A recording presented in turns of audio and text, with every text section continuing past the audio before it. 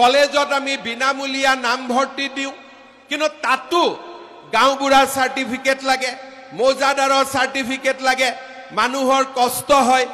এইবাৰ মই কলেজৰ প্ৰিন্সিপাল বিলাকক কৈছো কাৰো ইনকাম সাৰ্টিফিকেট নুখুদিব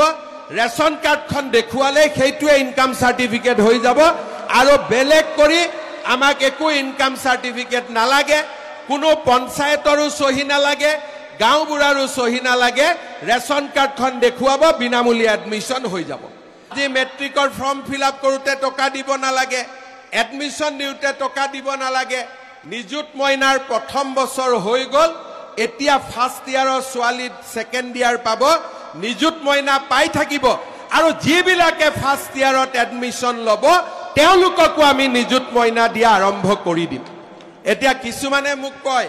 ছোৱালীটো পালে লৰাইকো দিব লাগে লৰাবিলাকে একো পোৱা নাই মাজে মাজে লৰাবিলাকে মোক কৈ থাকে যে মামা আমাকো দিয়ক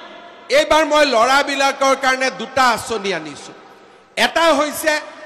লৰা এজনে যেতিয়া বিএ বিএসসি পাস কৰিব চাকৰিটো লগে লগে নাপায় মাকৰ পৰাও পইচা খুজিব বেয়া পায় দেউতাকৰ পৰাও পইচা খুজিব বেয়া পায় যে মই বিএ পাস কৰিলো এতিয়াৰ পৰা চৰকাৰে নিয়ম কৰিছে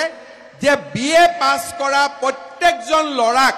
আমি 1 বছৰলৈ বেংকৰ একাউণ্টত 2,500 টকা কৈ দি থাকোঁ